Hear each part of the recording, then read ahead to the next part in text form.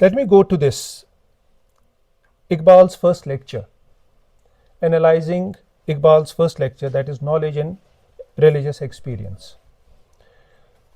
Basically it was the book was actually a collection of six lectures. Then later on one more essay was added, which Iqbal delivered in London.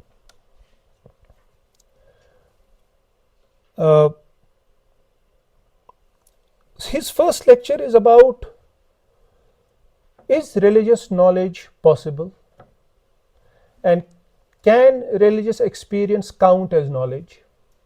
This is the question that Iqbal addresses. And it is the foundation, in a way, of what Iqbal is going to say later on in the subsequent lectures. And I will try to say something about why this is important for Iqbal's project. Though the meaning and the ultimate value of these lectures is still contested among scholars, but it is rightly hailed as a great achievement of Iqbal. What is at stake for a Muslim thinker like Iqbal when he sets out to write a book on Islam and calls it Reconstruction of Religious Thought? In these lectures, he examines various aspects of Islam: doctrinal, ethical, social, political, historical, psychological, economic, etc. And as a philosopher of religion, Iqbal's task is the clarification of beliefs and practices. In other words, his primary focus is, or purpose is, to demonstrate the philosophical coherence and reasonableness of Islam. Why is this important? I will come to that.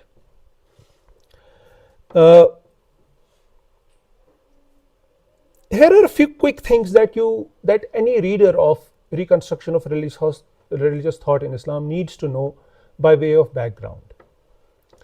Because Iqbal was writing against a particular background. It's almost 100 years before that these lectures were delivered. And I have tried to enumerate, I have given 4 points that readers of Iqbal or readers of this particular text need to keep in mind before they plunge into it. Number 1 is the background of secular modernity. And from this comes the second thing, which is the challenge of modern science and the challenge of modern knowledge to religion in general. And by modern knowledge, I mean all modern knowledge, like science, especially sciences, but not just sciences, social sciences, philosophy, and such things. Now, what do I mean by this concept of secular modernity, which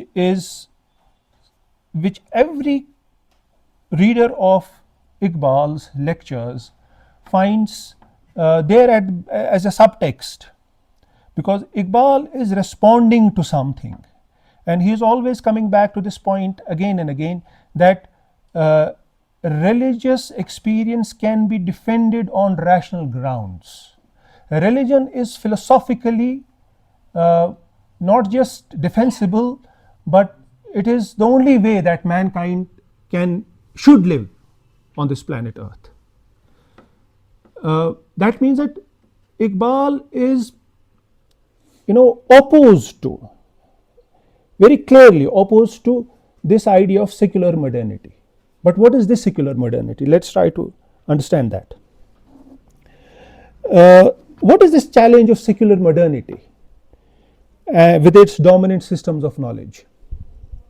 Russell, the very famous agnostic philosopher of the 20th century, who was alive and writing when Iqbal was writing, because Russell lived a very long life. He almost 97, 98 years old when he died, and he wrote an essay called Free Man's Worship, and he sums it up. I think this sums it up. He says, man and everything about man is an outcome of accidental collocation of atoms. That is, everything about man's pursuit, man's goals, man's ideals, everything that there is about man is nothing but an accidental collocation of atoms. What does it mean? It means that there is no intrinsic purpose to existence. There is no intrinsic purpose to the universe. There is no intrinsic purpose to human existence, and we just are here. We don't know why we are here, and it's likely that we are not going anywhere from here. That is the conclusion of naturalism or scientism, as sometimes it is called. However, that does not mean that life is meaningless for such philosophers. This was the central question of existentialist philosophy, that if you try to look for any intrinsic meaning to life, there is no such meaning, but you can create a meaning of your own. And existentialist philosophy became very popular in the West because they focus on this point of man himself being responsible for creating a meaning where there is none. In other words, there is no objective meaning to life, but we can create a meaning of our own, and we must create a meaning of our own. However, we can create our own purpose if we choose to. Iqbal's foundational premise is that life has an intrinsic meaning and purpose, and our task is to use all our resources to find that meaning, that purpose, and act accordingly. Now, this secular modernity has a long tradition, over 300 years in the West. It has its great champions who actually, who actually were, saying something which makes sense only when we look at, retrospectively at their criticism of religion. It makes better sense when we see how they were responding to a condition that was largely created by the Western Church. Voltaire, for example, was not an atheist, but he spent his lifetime opposing the teachings of the Church. A couple of decades ago, a philosopher, an atheist philosopher called Daniel Denney, who is one of those new atheist philosophers, he wrote a book called Breaking the Spell, Religion as a Natural Phenomenon. This is the basic idea with those who oppose religion. They think that it is a construction of humans. Religion, all said and done, is a construction of humans. And this book actually builds on the long post-enlightenment tradition that sees all religion as a human construct. Iqbal, being a believer himself, is taking on this challenge of secularity. Now, we know that the word secularism can be used in different ways, in different senses. But when I use secularism here, I mean secularism as the absence of religion, not in the sense of secularism as the non-interference of the state in religious matters. That is, how secularism was interpreted after nationalism took root and after it spread throughout the world. That if the state does not intervene in religious affairs of people, and if it keeps religion away from politics, that is secularism. But secularism in this philosophical sense is the absence of religion. So these two things, the challenge of secular modernity and then the challenge of modern knowledge with its sciences and social sciences and different philosophies. The third thing that every reader of Reconstruction has to keep in mind is the intellectual, political, technological, and cultural dominance of the West. This is something that is very clear from the reading of the book, that Iqbal acknowledges the dominance of the West. He is a very realistic person in this, a very realistic thinker as far as this is concerned. And with this goes its offshoot, that is the concomitant decadence of the Muslims. And this decadence is it is in politics, in political subjugation, in economic backwardness, and intellectual inertia. Everything that you can count all forms of decadence are there in the Muslim world. And Iqbal is, a very realistic, as I said, thinker who says that yes, this is a fact that we cannot run away from. We have to accept it. Iqbal clearly acknowledges that the Muslim world is intellectually backward as compared to the West, where tremendous growth in knowledge has occurred. But at one point he says that the entire world is intellectually, in fact he used the word spiritually, is moving towards the West. And he says that there is nothing wrong with this movement. There is nothing wrong with the world moving towards the West. What he means is there is nothing wrong. In fact, there is no way that the world can continue to exist and continue to prosper and grow if it does not move towards the West intellectually. And he says that the Eastern world is moving towards the West, by which he means that it is learning from the West, and there is nothing wrong in this. In fact, we should all welcome it. But as these lines which I will quote from Javed Nama, they suggest that Iqbal fears that we might get lured by the outward glamour of the West, and we might fail to capture the inner spirit of the West. The inner spirit is in its dynamic intellectual progress, its attitude towards nature, its science more than anything else. Iqbal does not see anything wrong in the movement of the East towards the West. In Reconstruction, Iqbal's tone towards the West is markedly different from what we see in his poems. Very often you will see that in his poetry he comes across as someone who bashes West in whatever way he can. But in Reconstruction you don't find that. He is a Muslim thinker acknowledging the superiority of the West in the realm of knowledge that has visibly transformed the world. Wherever he criticizes the West, it is quite tempered, quite balanced. But not only here, even in his poems, he does not always disparage the West. Look at these words of actually spoken by Abdali, but it is actually Iqbal who is speaking.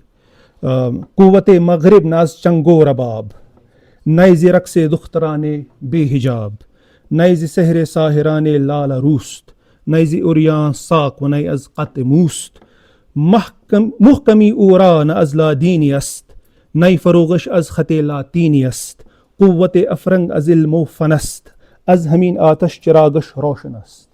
So it is not in their girls dancing semi-nude, it is not in their sihr and their magicians, it is not in their other things which apparently catch our eye. It is not because of their ladini also, it is not because of their script khate latini also. Quwwate afrang az ilmo fanast, the real strength, the real cause of their strength is their ilmu fan, and it is because of this az hamin atash chiragash roshanast, and it is because of this fire that their lamp is burning.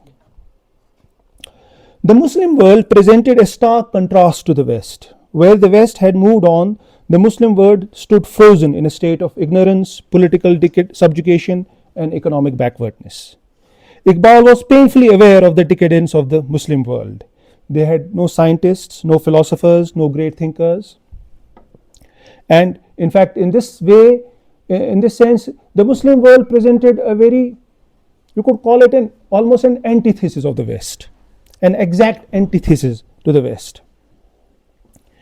And the chief difference, according to Iqbal, is that there is science there is very little science here. He thinks that modern science has a philosophical foundation of empiricism and rationalism. Now we come to the philosophical part of it. And as I said, that I will try to say a few things which will perhaps help our students and the audience to understand and to see what is required by way of background before they plunge into the text. And he presents an interesting thesis where he says that basically the spirit of the modern science is in complete harmony with the spirit of the Quran. So much so that he calls that actually, if there are any pioneers of the modern age, it is the Muslims who, following the Quran during, not now, but during the medieval ages, in the age of their glory, they did something that Iqbal calls, which was anti-classical, in the sense that it was not a continuation of a very well established way of looking at things. And the inspiration for Muslims was the Quran. He thinks that the Quranic message was the inspiration for medieval thinkers to turn to the natural world with a creative spirit and curiosity. Now, when he begins his lectures with a preface. There is a short preface, 1 page, 1.5 preface. And it begins with a very famous statement: the Quran is a book that stresses deed rather than idea. What does it mean? What is the justification of such a statement in a book of philosophy? It is clear that Iqbal does not mean that there is no stress on idea in the Quran. Perhaps what he means is that Quran is not just a book of statements about reality.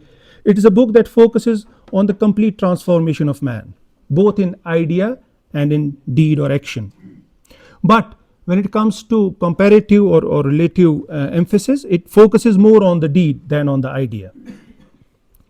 One way of understanding is that perhaps Iqbal had in mind the Christian idea of salvation, where in most cases salvation is seen as something that one would earn just on the basis of right belief.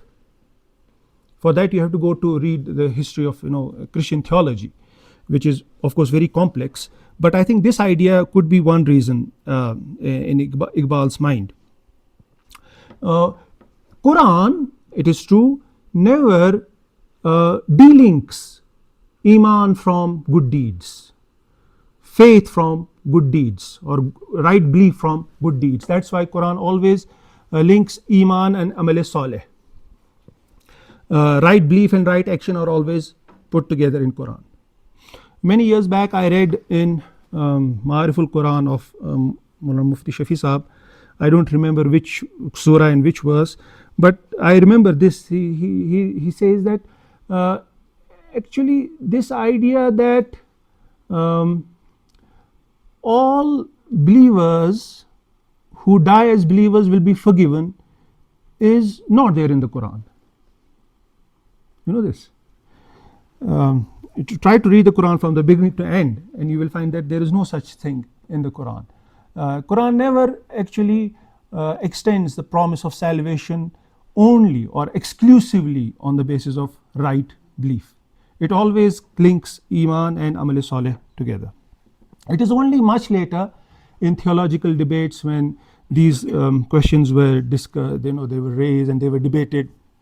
In fact, this is one of the reasons of this is the occasion of the birth of in according to classical writers, historians, the birth of the Mu'tazila.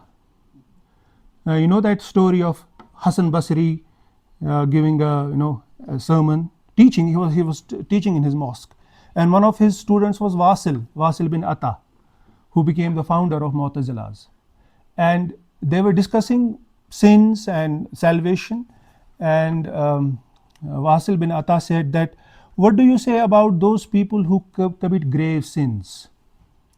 And Hasan Basri said that grave sin, the committer of grave sins is still a believer, and committing of a grave sin does not throw a person out of the fold of faith. That is the orthodox position that we hold on today. But he stood up, he said that no, I disagree. And he gave that concept which became very famous with Mu'tazilas, manzilatum bainal manzilatayn. Someone who commits a grave sin occupies a position between two positions. He is neither a believer nor a disbeliever. Manzilatum bainal manzilatayn. And it is said that it is Hasan Basri who said that i'tazala anna. That's why they were called Mu'tazilas. I'tazala, he is dissented from us, हमसे अलग हो गया. They were called then Mu'tazilas. And we know that Khawarijis, before Mu'tazilas, they used to call every act of, every major sin as a disbelief. After the battle of Siffin, they declared Hazrat Ali and his followers to be disbelievers. Why? Because they agreed to do something which according to them was a major sin. They agreed to enter into a compromise with Muawiyah bin Sufyan. This was a major sin, and that took them outside the fold of Islam. Anyway, my point is that this idea of faith and good deeds that somehow later theology delinks is a later day thing. Of course, Iqbal is a philosopher. He does not deal with the theological problem, nor is he interested in this. His goals are, of course, philosophical rather than theological. And one more thing about this preface. Iqbal mentions how some new discoveries in physics have challenged the earlier orthodoxy that drew on materialism, thus indicating that religion can have science as an ally rather than an adversary in the near future. This is how he concludes his preface, that classical physics has learned to criticize its own foundations. We will come to this point a bit later. Now, coming to the lecture. At the very beginning, Iqbal summarizes how philosophy, religion, and the higher poetry, they deal with the ultimate questions of existence, regarding the nature of the universe, the existence of a permanent element, if there is any, man's place in this universe, and what attitude actually fits the place that he occupies in the universe. Then he moves away from higher poetry and literature, and he talks about philosophy and religion, and then mainly he talks about religion. Now the question is, and I've tried to simplify this, because this is if you understand this point, then you will understand what comes next. Iqbal is basically grappling with the question, are religion and philosophy opposed to each other? Is faith irrational? Is philosophy of religion in the sense of an exercise to justify religion rationally, is that a foredoomed attempt to justify faith? Or is philosophical thinking even amenable to revelation sent by God? Islam as a religion is based on one man's claim to have received a revelation from God and presenting that claim before people. There is an opinion that religion is something that should not be examined critically. Religion is a pill to be swallowed, not to be chewed. A very good metaphor. It's a pill that one should swallow. You should not chew it. The moment you chew it, then you start getting problems. Another way to express this opposition is religion is answers without questions, and philosophy is questions without answers. Many think that questioning, the very act of questioning, is antithetical to faith and threatening to religious life. That may be so, but faith, this is Iqbal's position, but faith cannot protect itself by running away from reason or hiding behind an imaginary shield. Iqbal thinks that a convincing case can be made for religion from a philosophical point of view. Thoughtful inquiry of one's religion should not be seen as inimical to faith. This is Iqbal's position. That's why he's writing, otherwise he would not write. Iqbal makes it clear that he does not think that the two, religion and reason, are mutually opposed. In fact, he quotes Whitehead, the famous philosopher, mathematician, physicist, whatever he was, the founder of process theology in Whitehead, who somewhere has said the ages of faith are the ages of reason. And adding to this, Iqbal says, and this is a quote from Iqbal, no one would hazard action on the basis of a doubtful principle of conduct.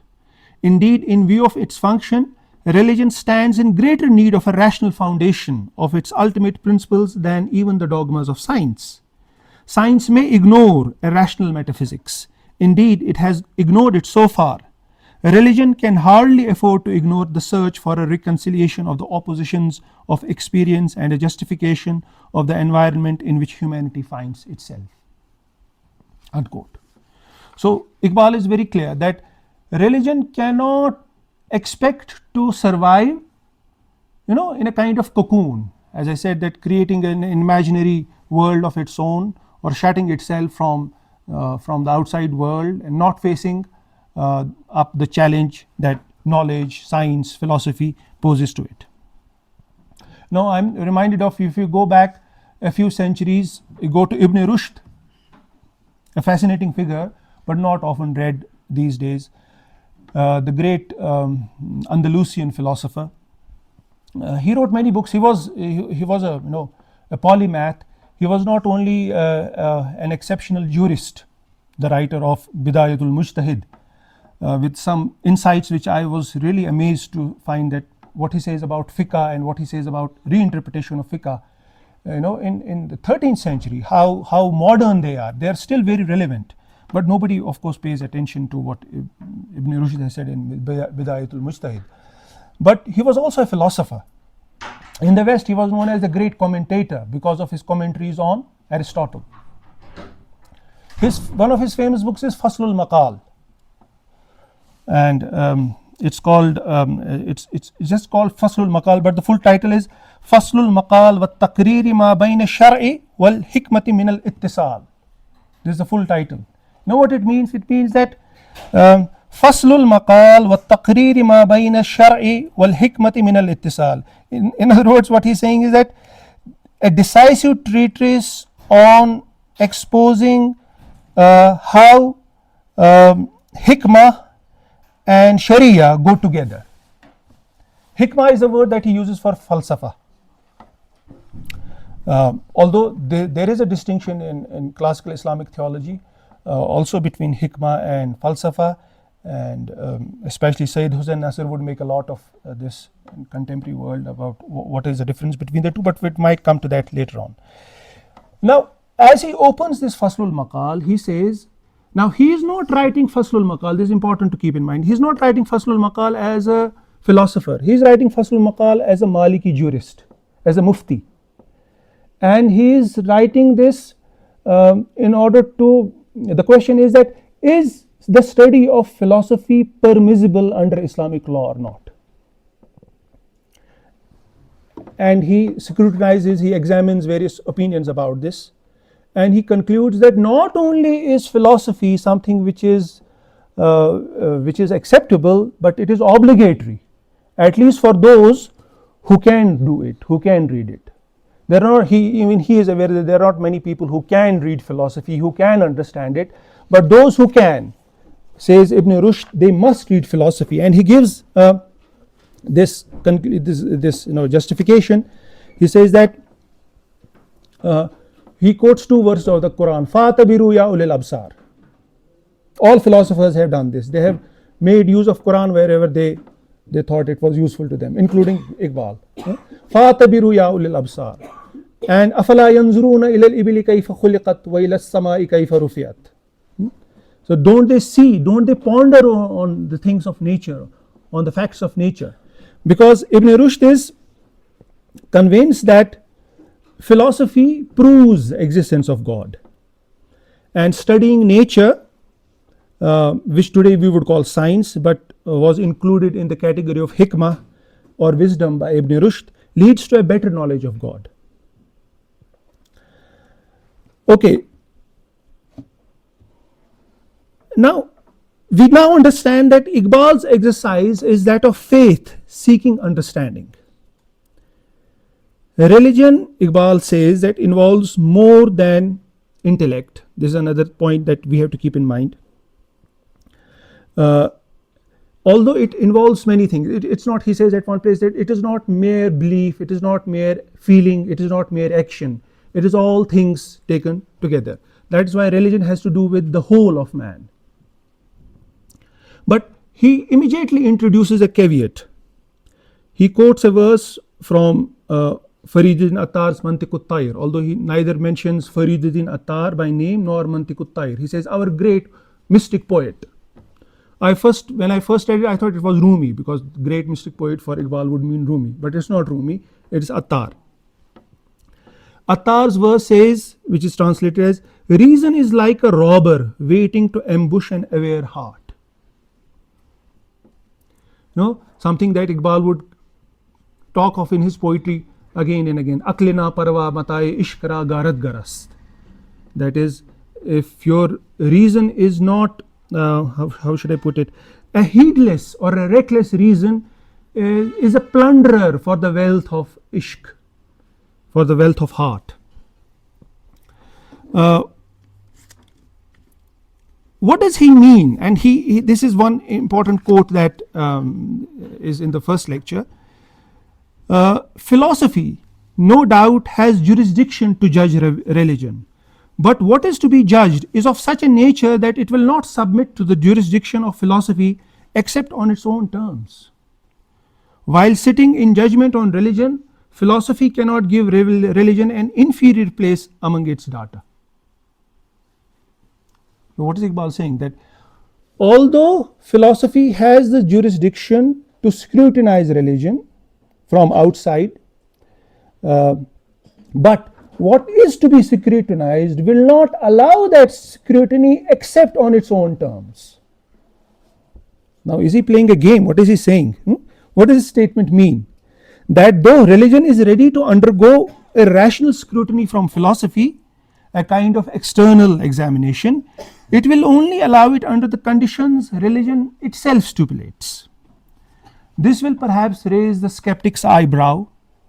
This might sound like saying philosophy will have to accept the terms laid down by religion before the latter agrees to be scrutinized by the former.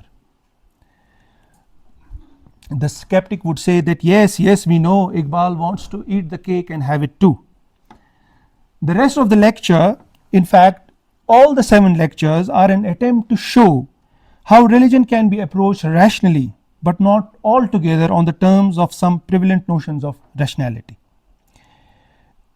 And we know that immediately Iqbal will have recourse to what he calls intuition, a higher faculty which is organically related to reason and differs from reason primarily in its mode of operation.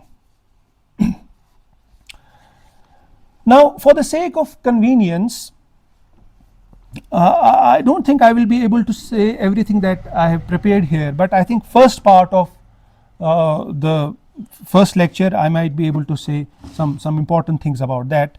We will have another lecture after some time on the first lecture, okay? For the sake of convenience, we can divide the first lecture into 2 parts. In the first part, Iqbal is laying the foundation for a philosophical justification of what he calls religious experience. Now, what is an experience?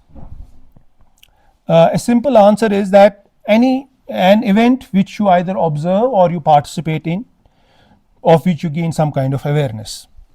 The second part describes the essential features or the characteristic features of this mystical experience, in the sense of participating in rather than observing a phenomenon. Because when he talks about the mystics experience, mystics do not observe, they participate in that. And we know that Iqbal in this part takes ideas from William James, from William Ernest Hawking, whom he quotes, and also of course the entire Sufi tradition is behind him. Ahmad Ghazali, do you know Ahmad Ghazali, the brother of Abu Hamid Ghazali? He was also a mystic, a great mystic, although not as popular as Abu Hamid Ghazali himself, but was also very well known in his times. One book that is attributed to him is called is that Samanihul Ushaq. In Samanihul Ushaq, there is that very famous passage where Ahmad Ghazali is explaining the different types of experiences, and why he thinks that the mystic's experience is the highest form of experience possible. He gives a very well known example, and other mystics have also quoted it in numerous treatises after that. That one is the reported knowledge. Someone enters the room and says there is fire burning outside. We believe it if he is a reliable person. If he is not a reliable person and his account does not seem to be convincing, we don't believe it. There is another another experience which is higher than this, which is we see the fire with our own eyes. Here we do not have to rely on a report by somebody. Shunida kaybuvad manand dida, as they say in Persian, that hearing cannot match seeing. If you see something with your own eyes, you're sure of it. And the third kind of experience, which is the mystic's experience, is burning in fire himself, where you are not an observer, but you actually burn in the fire. What kind of knowledge, what kind of certitude you will have of what fire does if you burn, and the entire idea of Zoq, and that becomes very famous in mystical literature later on. Now let us try and come to the first part and unpack some important concepts. As I said, that for Iqbal, religion involves the whole of the man. It's not merely doctrine, it's not merely a set of doctrines or certain rules of certain do's and don'ts. It has an ethical aspect, psychological, social, whatever, so many things. It has a cultural or social significance too. But in this lecture, Iqbal is concerned with the central thing, which is its truthfulness and its meaning. It is obvious that for Iqbal, faith is not just about our attitudes with regard to what reality is. It is about the right attitude to reality. So as I said that when I began, that Iqbal does not believe that we construct our own truth. There is a truth that exists independent of us. That is what he calls the ultimate reality. And a proper religious attitude is the attitude that reality, that ultimate reality demands. It's not something that you have to create of your own. You just have to, in philosophy we call it the correspondence theory of truth. Truth is that which corresponds to something which objectively exists. It's not something that you create, like existentialist philosophers and many others would say. And in order to explain this, he quotes the prayer of the Prophet, Allahumma arini haqa'iqal ashya kamahi. This is in the first lecture. The Prophet is praying to God. He is saying that, oh God, enable me to see things as they are, which means that things exist independently of how we look at them. Okay? Arini haqa'iqal ashya. अशिया की हकीकत मुझे वैसे दिखा जैसे कि वो हैं या कमा ही है. Or if you go to that another very famous, Allahumma arinal haqqa haqqan warzuqna ittiba'ah wa arinal batila batilan warzuqna ijtinabah. Oh God, show me truth as truth and also help me to follow that, and show me falsehood as falsehood, and also enable me to keep away from that. Warzuqni ijtinabah. In other words, for Iqbal, religion makes certain truth claims which have to be true, not just for the believer, but actually objectively true. Not even a matter of probability. They have to be, they are true, and an ideal religious person would be who is certain that they are true. For Iqbal, religion is a set of beliefs centering around an ultimate reality, although he is fully aware that religion does not simply require affirmation of some beliefs. It requires devotion, worship, commitment, so on and so forth. But No devotion or commitment merits our admiration if it is not grounded on truth or grounded in truth. The question is, how can the believer be sure that what he believes is actually true? Because that is the point.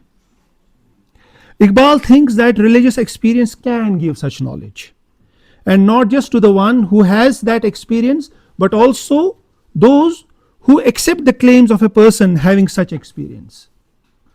In this case, we are talking about the prophets.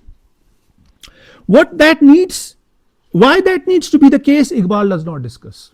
Now, Iqbal is not going into the problem of the philosophical justification, or justification from a philosopher's point of view of why God should vouchsafe his message and choose some people arbitrarily from our point of view, because it is his free will, free choice, whomsoever he picks.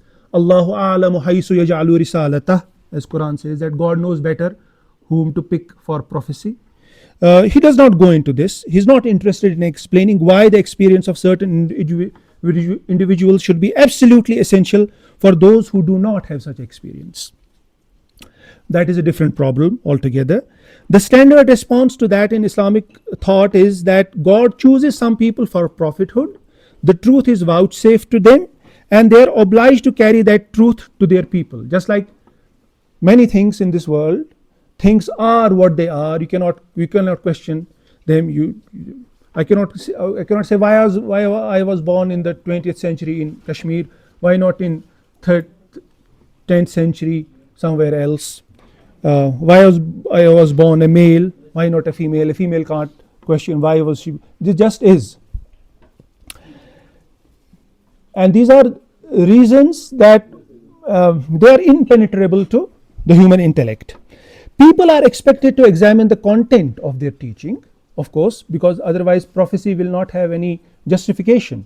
The justification is that people are called, in fact they are invited to examine the contents of their teaching and accept those as final and as authoritative, because they themselves do not have any direct way of verifying those claims. It's not a scenario, it's not a case that someone claims to be a prophet and I can stand and I can say, let me verify it directly, let me ask God whether he is a prophet or not, because I don't have any access to what that prophet claims to have an access to. So what I can do as a common person is to examine the contents of his teaching and see if those are acceptable or not. So Iqbal is interested in raising this question of whether religious belief qualifies as knowledge or not. I'm reminded of a famous essay by William James called The Will to Believe, a very famous essay which all students should read, where he actually explains why the question of religious belief is not verifiable in the way natural or scientific facts are verifiable. And he concludes that, it's a long essay. He talks of Pascal's wager. Pascal's wager is very famous. And what does Pascal say? That if you lack faith, pretend that you are believing. Act as if you have faith, and you will have faith. It's a very tricky thing to say, but it has its impact and it has its followers. That if you don't have faith, then pretend or act as if you have faith, and you will have faith. There is an entire school of philosophy, which holds on to this idea that what we call ideas, they are not purely intellectual or rational in nature. Ideas have something very vital to do with our acts.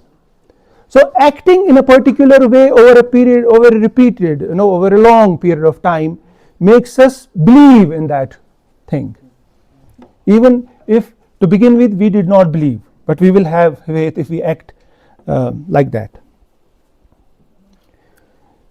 قال المنجم والطبيب كلاهما لا تحشر الأجساد فقلت إليهما إن صح قولي فلست بخاسر وإن صح قولكما فلست بخاسر وإن صح قولي فالخسار عليكما. This is how Abu Allama Ari put it, that both the physician and the astrologer say that لا تحشر الأجساد, that bodies will not be reassembled, there will be no resurrection.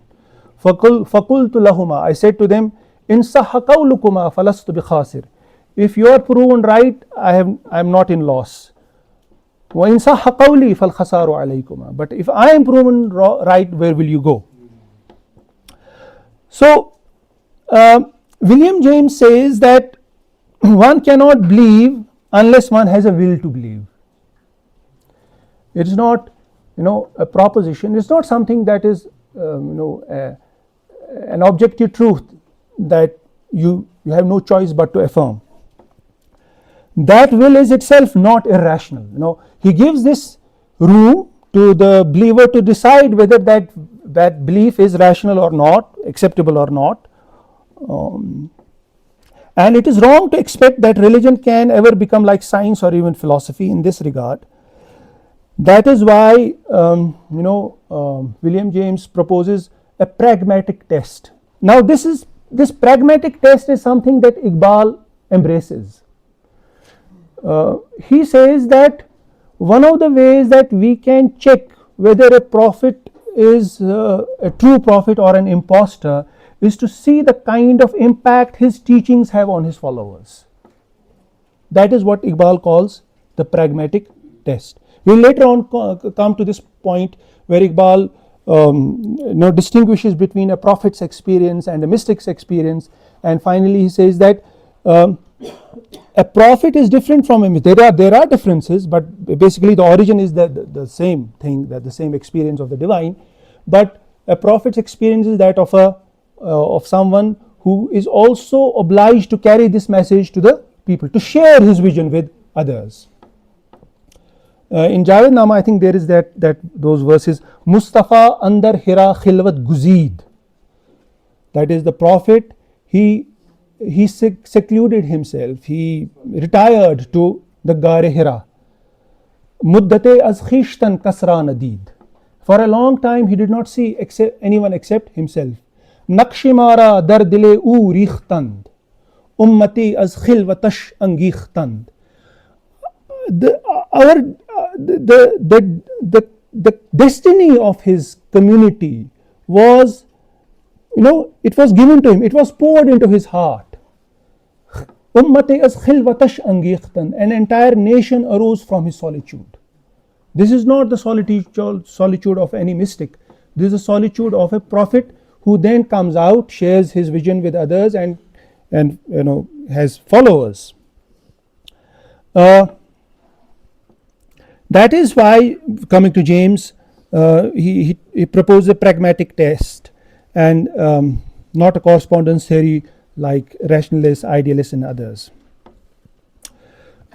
Soren Kierkegaard would say that faith is no faith unless it involves a risk and unless it involves some possible uncertainty. There is another way of looking at it. In Islamic tradition, there is that very famous debate between different theologians. Is faith merely, is Iman, let's not call it faith, because when you move between languages, sometimes it's a problem. Is Iman merely a matter of affirming a doctrinal truth? Al-Imanu yazidu wa yanqus. On the one hand, there are muhaddiseen, scholars who say that Iman badhta bhi hai aur ghata bhi hai. But Imam Abu Hanifa put himself very strongly in the opposite group. He said that Iman is affirmation of a belief that is purely cognitive. It does not, na kabhi ye badhta hai, na kabhi ye ghata hai. I cannot say whether this is or no, I cannot say, I either have to say that either the sun is or it is not. There is no middle territory, But muhaddiseen would say, most of them would say that Iman is not merely affirming a belief, it is many other things. That is why they said that good acts strengthen your iman and bad acts actually weaken your iman. But if you look at iman as something as purely cognitive affirmation of a belief, then your actions will not have any impact on your belief. Now as the reader moves on I will take 15 more minutes, or can I continue? Because I will continue. Okay. As the reader moves on, the journey gets tougher, as Iqbal alludes to philosophers and their complex concepts freely. Ghazali, Ibn Rushd, Kant, Bergson, Whitehead गिर रहे हैं ऊपर से. They fill page after page, and the poor reader struggles to connect them together to understand what Iqbal is aiming at. This is why it is no easy task to understand reconstruction. Now, I will say a few things which I think, this is my understanding of Iqbal, and especially with reference to this first lecture, if you keep these in mind, then they might help you. I may be wrong because maybe there are better approaches and better understanding of what Iqbal actually is, but this is how I understand him. I think that Iqbal cannot be put in these exclusive categories of which are well known in philosophy, like empiricist, rationalist, intuitionist, because he is a bit of everything. Sometimes he seems to be espousing empiricism. For example, when he criticizes Plato and the classical spirit and champions science. He is a great champion of science, and he does not like Plato a bit. He compares a scientist who studies nature to a mystic in prayer. For Iqbal, a scientist who studies nature is like a mystic in prayer. Sometimes he appears like a thoroughgoing idealist like Berkeley, sometimes like a mystic and a reason basher. It is a measure of Iqbal's genius that he holds within himself so many diverse strands. An anti-Platonist defending the existence of a suprasensory realm. Now, I mentioned this point before, that he thinks that the spirit of the Quran is anti-classical because it invites attention to the outside world, to the external world. And he quotes Socrates and Plato. He picks on these two. He does not talk of Aristotle though. But what he does is that he contrasts the ancient Greek impulse with both the Quranic and modern Western attitude.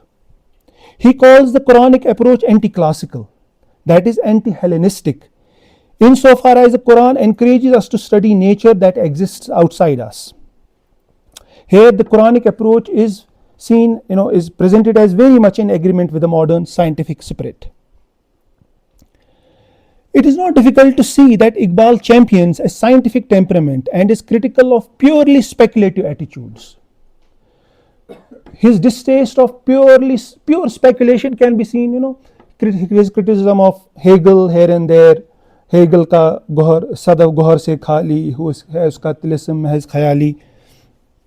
तू अगर जुन्नारी बर्गसाना होता, एक फ़लसफ़ा ज़ादा सईद ज़ादे के नाम, तू अपनी खुदी अगर न खोदा जुन्नारी बर्गसाना होता. फिर एक फ़िलासफ़र को पकड़ो और मार के आगे चलो. Especially Hegel. Anne-Marie Schimmel at one place says that he wrote a very naughty poem on Hegel. एक poem है पयाम मशरिक में. It's a very naughty poem on Hegel's idea. The Quran, therefore, Iqbal is truly modern in this respect. And he says that Quran has a revolutionary message because it draws attention not to the world of the mind, but to the world outside us. Knowledge originates from outside, not inside. Here he sounds like a modern realist or an empiricist. But Iqbal cannot be pigeonholed in any of these philosophical categories. It's more fruitful to say what Iqbal is not, like the god of negative theology, than what Iqbal is. Iqbal is not a Platonist because he believes the phenomenal world to be real. Mercilessly, he criticizes Plato in Asrar-e Khudi. Rahibe deri na aflatun hakim, az girohe gos fanda ne kadim. Chuna afsune na mahsus burd, एतबार अज दस्तो चश्मो गूश बुर्द मुनकिरे हंगामाए मौजूद गश्त खालिके आयान ना मशहूद गश्त. He was so fascinated by the invisible that he made hand, eye and air of no account. He disbelieved in the material universe and became the creator of invisible ideas. And in Zabur-e-Ajam we have this verse, Tu chashm basti wa gufti in jahan khwabast. You have closed your eye and you say that this world is a dream. Kushai chashm ki in khwab-e bidariyas. Open your eyes. So this is a dream. This is a khwab-e bedari. So Iqbal emphasizes the concrete. Nature for him confronts man and shapes his ego or his self. That of course does not mean that Iqbal believes that mind to be a passive recipient of the external world like the empiricists do. If he is not a Platonist, he is neither a Kantian, as is evident from his criticism of Kant. Like Kant, Iqbal might believe that knowledge originates in experience, but unlike him, he does not think that it ends here. We'll come to Kant if we have time later on. In his second lecture, he talks about Berkeley's critique of materialism, although not in the first lecture. But George Berkeley, the Irish philosopher famous for saying that to be is to be perceived, that is, the material world depends for its existence on a perceiving mind. You know about that joke which Boswell tells us in the life of Johnson. Dr. Johnson, the famous English writer, said that once he was walking and he hit a stone very hard with his foot and exclaimed, "Thus I confute Berkeley." What was he trying to do? He was hitting a stone and said, "Thus I refute Berkeley, because thus I declare that the material world is real." But so he was missing the point, because Berkeley was not saying that the material world does not exist. He was saying that it exists only because it is perceived by a mind. Now, I don't know if you have come across this book that I read many years back. It is by Abdul Bari Nadwi, Maulana Abdul Bari Nadwi, Mazhab or Science. Abdul Bari Nadwi was a scholar and alim, but he was also a teacher of philosophy. I think he taught in Usmania University for many years. Mazhab or Science, I remember when I read that book, and I was reading these lectures for this presentation, I was reminded of what I had read somewhere, that they are using the philosophy of Berkeley in order to demolish what they call modern materialism. Abdul Bari Nadwi uses Berkeleyan philosophy to challenge and to demolish, just like Berkeley had done, because Berkeley said that this modern materialism is atheistic. So if it is not confronted, it will rob us of our faith. And Abdul Bari Nadwi employs Berkeleyan thesis to demolish scientism and modern materialism. A very well known idea in modern discourses, that which Iqbal also talks of, that the recent trends in quantum mechanics and other things in physics, other theories of physics, they question the idea of a determined universe that they ascribe to the Newtonian, they call Newtonian physics. So the challenge, Iqbal too refers to how the recent theories in physics have challenged their earlier materialistic and deterministic thrust of physics. But I think that Iqbal is too much grounded in this physical reality, to see the natural world as nothing more than a set of ideas. Very often the word idealist is used for Iqbal, and he is an idealist in some sense. But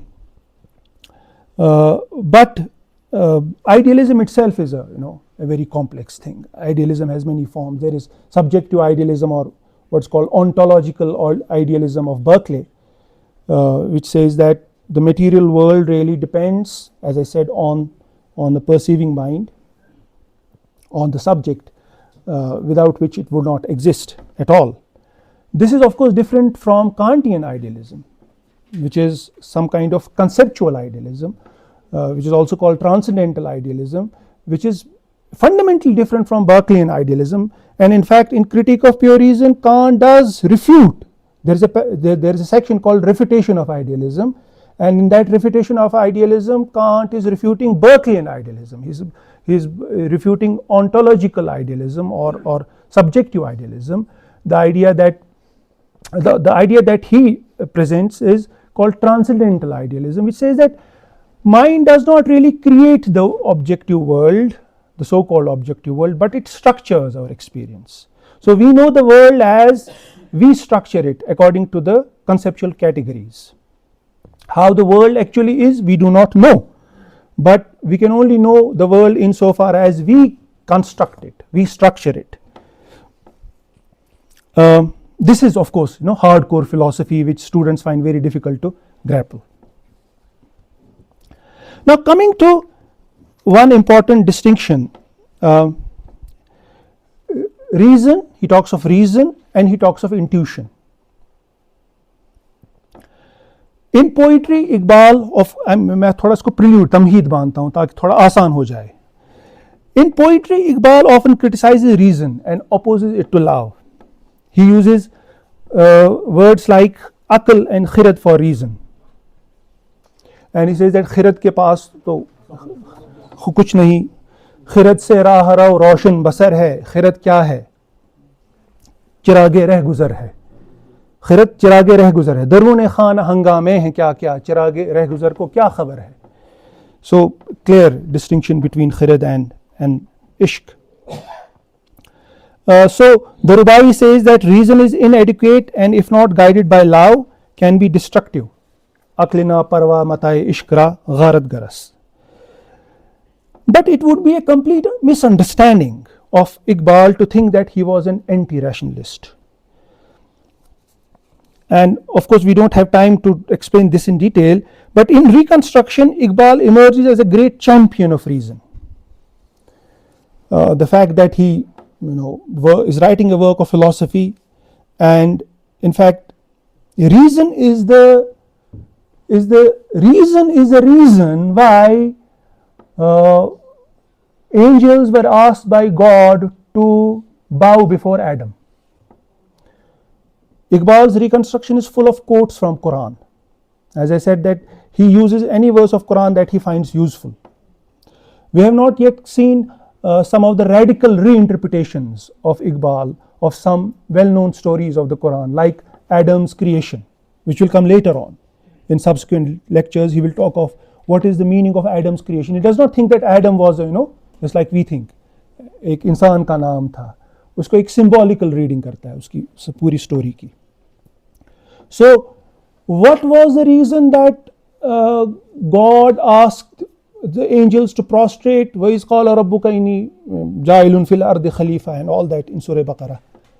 And what did they say? That will you create someone who will spill blood and he will cause mischief on earth? أَتَجْعَلُ فِيهَا مَنْ يُفْسِدُ فِيهَا وَيَسْفِكُ الدِّمَاءَ قَالَ إِنِّي أَعْلَمُ مَا لَا تَعْلَمُونَ. I know what you do not know. وَعَلَّمَ آدَمَ الْأَسْمَاءَ كُلَّهَا ثُمَّ عَرَضَهُمْ عَلَى الْمَلَائِكَةِ. Then he taught man the names, and then he asked the angels to tell him the names. They didn't, La ilma lana illa ma allamtana. We don't know except what you have taught us. नहनु नुसब्बिहु बिहम्दिका व नुक़द्दिसु luck. हमारा काम आपकी तस्बीह बयान करना है, तारीफ बयान करना है. इल्म हमारा मैदान नहीं है. तो गॉड सेड कि मैंने नहीं कहा था कि he is superior to you. Iqbal says that why is he superior? not because he can do better tasbih than angels, but because he has a faculty, he can conceptualize, cognition, ilm, knowledge, और सबकी बुनियाद reason पर है. So Iqbal in Reconstruction at least does not come across as someone who decries reason or intellect. But any reader will also agree that when Iqbal comes to the discussion of thought and intuition, these are the most challenging portions in the first lecture. Iqbal writes as an academic philosopher and can only be read by those who have already read something about these people that Iqbal refers to. I will say a few things about this, and we can conclude after this.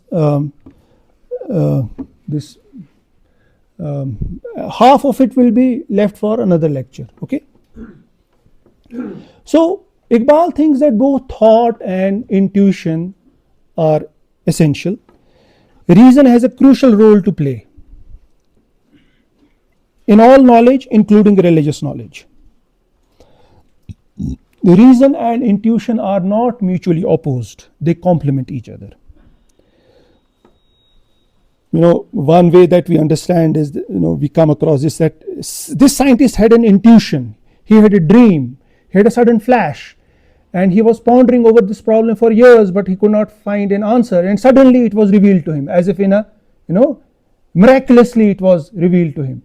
वो benzene का O-ring उसने ख्वाब में देखा, किसी ने कुछ किया, किसी ने कुछ देखा, किसी ने कुछ connections देखे, and suddenly he was aware, he got an answer to his problem. So Plato very famously thought that our souls grasp metaphysical truths intuitively. We then use intellect or deductive logic to explain how. Now Iqbal uses the term intuition nearly in the same sense he uses the word ishq or love in his poetry. The seminal idea here is that intuition can be a reliable source of knowledge. Iqbal believes that it is wrong to think that thought is barred from metaphysical knowledge. It is only because of its mode of operation that thought is limited to the sensible realm. It operates in what Iqbal calls the serial time. Both thought and intuition grasp the real, with the difference that while intuition does it in one go, thought does it in piecemeals. It is wrong to create a strict division between the two because they are organically related to each other. So Iqbal thinks that thought and intuition are organically related to each other. Now I have something that actually struck me. Iqbal also quotes Bergson, that as Bergson has rightly put, intuition is only a higher kind of intellect. Is Iqbal saying something fundamentally new, something that was not said by anybody before him? And now let us look at what Ibn Sina says. At one point, at one place, Ibn Sina differentiates between falsafa and hikmah. And as I said, that if you have to find a very passionate propounder of this idea, read Sayyid Hussain Nasr. He will tell you how hikmah is the real philosophy. According to Ibn Sina, hikmah goes further than falsafa. It provides us direct experience of reality. It provides us a zawq, a taste of how things really are. It is important also to note that mysticism has played a seminal role in Islamic philosophy. There is only one philosopher who not only was not a mystic but who opposed mysticism like anything, that is Ibn Rushd. And one of the reasons that he criticizes in his debate with Ghazali, in his rejoinder to Ghazali's Tahafatul Falasaf, he wrote Tahafatul Tahafa, and he says that one of the things that he says is that Ghazali relies too much on Farabi and Ibn Sina, and he attributes their ideas to Aristotle, which are not actually Aristotle's ideas, because these people had misunderstood, that is Farabi and Ibn Sina had misunderstood some important passages in Aristotle, They thought it was said by Aristotle, or this is Aristotelianism, but whereas it was not. So, and there is some substance in that Farabi and Ibn Sina, they are more Neoplatonists than Aristotelians. But Ibn Sina here, coming back to this point, is talking about the difference between falsafa and hikmah. So, except Ibn Rushd, who is a stringent Aristotelianism, all other philosophers almost all other philosophers in Islamic tradition, they took whatever help they could from mysticism. Now, a few things about Ghazali not everyone can be discussed here, but I will say a few things about perhaps Ghazali, and then we will conclude. We will leave the rest for next lecture. Okay, now Iqbal is critical of both Ghazali and Kant because both restricted the reach of reason or thought in their own ways. In Iqbal's understanding, Ghazali's anti-philosophical stance amounts to disparaging reason and its role. He disagrees with this anti-rationalism. Let me try and say a few things about Ghazali so that we can understand Iqbal's critique. Now, Ghazali has a great reputation or notoriety, depending on your view, your perspective, of being a destroyer of philosophy in Islam. In the Western world, this was the image of Ghazali as a great destroyer of philosophy in Islam. It is said that Ghazali was, of course, a genius figure. He read those philosophers, and the first book that he wrote was called Maqasid al-Falasifa. This Maqasid al-Falasifa was not a refutation of philosophers. It was just summarizing their ideas. In a concise way, Ghazali presents what philosophers think about these important matters. The purpose or the purposes, Maqasid, the purposes of the philosophers. And this book was translated into Latin, and it became a textbook in the Western world to understand philosophy, until Tahafa of Ibn Rushd was also translated within a century. And then they realized, okay, isko to hum bada falsafi samajhte the, he's a philosophy hater.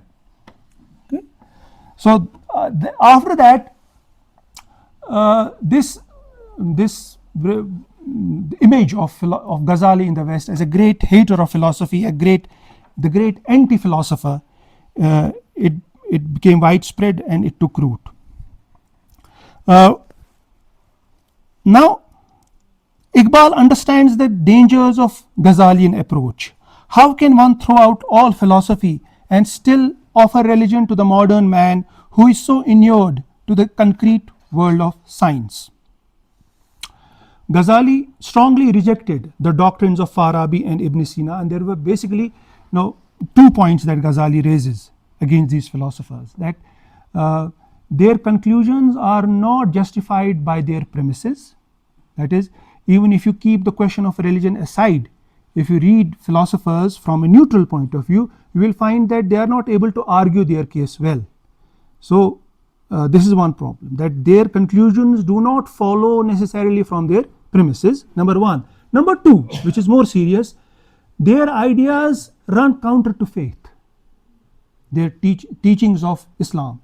Mainly 3, many other, but primarily 3. The eternity of the universe, number 1, and number 2, God's knowledge of the particulars, and the number 3 is the physical resurrection after death. Because philosophers had a very unorthodox views about these 3 problems. Is universe eternal or not? This was maybe आज हमारे लिए उतना अहम मसला नहीं है, but for them it was a very important question. Philosophers thought that universe was eternal, but what does it mean? What does that imply? Interestingly, Saint Thomas Aquinas, he thought that there is nothing wrong in accepting that universe is eternal. We can accept that the universe is eternal, but he said that I do not accept universe to be eternal because the scripture, the Bible tells me that it was created. Otherwise, from a logical point of view, it is not antithetical to faith, because like Ibn Rushd, like other philosophers, if God is eternal, his activity can also be conceived as eternal. Okay, that does not mean that universe and God are somehow they are co-equal. The idea here would be that God is of course primary, God comes first and he still is the creator, but since his creative activity is eternal, the universe is also eternal. So there is nothing wrong according to them, but Ghazali thought that thinking that the universe is eternal is heretical. It throws you out of the fold of Islam. Now one point is, जिसको कहते हैं ना मारकतुल आरा मसला, उसको फलसफी की ज़बान में कहते हैं occasionalism. Ghazali's occasionalism. Ghazali's occasionalism, causation का आपको पता है, the problem of causation in philosophy, cause and effect. हम कहते हैं ना कि डेविड ह्यूम ने causation को critique किया. He said that now true to his empirical principles, let us put it like this, true to his empirical principles, Hume thought that we just cannot infer causality from our experience. That is, we do not experience cause and effect as something out there in the world. We see two events which are somehow, they follow each other. There is he would call it the contiguity of time and space. But that does not show a necessary connection between what we call cause and what we call effect. This was a big challenge to science. This is the peak where skepticism reaches its peak in Hume, where Hume even questions the philosophical validity of causation. Very famously, Immanuel Kant said that my dogmatic slumbers were interrupted by reading Hume. That is, Kant was very much, very well grounded in his German rationalist tradition of Leibniz and Wolff. But when he read Hume, he said that, oh, there is something fundamentally wrong about how I'm doing philosophy. So he says that I was awakened by Hume from my dogmatic slumbers. And when he read Hume, he said that this person needs to be answered. So Kant's philosophy in a way is an answer to Hume's skepticism. And one of the ways that Kant does is that he also, among other things, answers his skepticism on causality. So Kant's answer is that yes, Hume is right that causation is not something that we can derive from experience, but there is another way to tackle this. We bring it to experience. This is a necessary condition of our experience. Anyway, what Hume was saying was perhaps anticipated centuries ago by Ghazali. Ghazali was, locking horns with whom? With philosophers. Philosophers were trying to give a very rational, picture of things, and they were saying that if there are miracles, we have to interpret miracles in a way that would be acceptable to reason. فَقُلْنَا يَا نَارُ كُونِي بَرْدًا وَسَلَامًا عَلَى إِبْرَاهِيمَ. And many are such miracles in the Quran. What is a miracle? Miracle is khariqul aada. But look at how Ghazali approaches it. He says that there is no necessary connection between fire and burning. And the example that he gives is that of cotton and burning. Cotton को अगर जलाओगे तो वो तो जलेगा in all conditions. But Ghazali says there is no necessary connection between cotton and burning if you put it in fire. And he tried to argue it philosophically, giving arguments perhaps similar to what David Hume would say many centuries later. Why was Ghazali interested in doing so? Because he was saying that if we accept that universe is somehow autonomous, then God's omnipotence is compromised. So his theory was that it is God who is not just the creator of the universe, like a creator who has created things and then has nothing to do with it. God is running all the affairs of the universe at every instant. So he is the one who is making the cotton ball burn, not the fire. Fire is only an apparent cause, the real cause is God. This is called occasionalism. Occasionalism इसी को कहते हैं. Okay, so at every occasion nothing would happen, not even the minutest, the smallest, the slightest thing conceivable would happen without God's constant unfailing intervention. And therefore he thought that he was refuting the philosophers who were saying that these miracles have to be interpreted figuratively. They have to be interpreted figuratively. So one could say that अगर इब्राहिम को आग में डाला गया तो हो सकता है वो उस आग के उस हिस्से में गिरा हो जहाँ पे वो बुझी थी या तेज नहीं थी या कुछ. It has to be explained according to well understood and acceptable laws of physics, of natural science. Ghazali said that the entire edifice of philosophers, that there is something called causation which is necessary, which is universe, is itself a fiction. It has no sound basis. Okay, but there is an interesting thing that Ibn Rushd says later on in Tahafa. He says that look at what Quran says, Ya naru kuni bardan wa salaman ala Ibrahim. हमने कहा ए आग हो जा ठंडी, ठंडी हो जा इब्राहिम पे. What it means is that fire would have burnt Ibrahim, but God intervened. So God does not need intervention in usual cases. He needs intervention in special cases. So that proves Ghazali wrong, because Ghazali is saying that there is no necessary connection between cause and effect. It is God which makes everything happen. He turns the tables on Ghazali, saying that no, there is a necessary connection, but in order for that necessary connection to be suspended, God has to intervene miraculously. Perhaps he does sometimes. Okay, so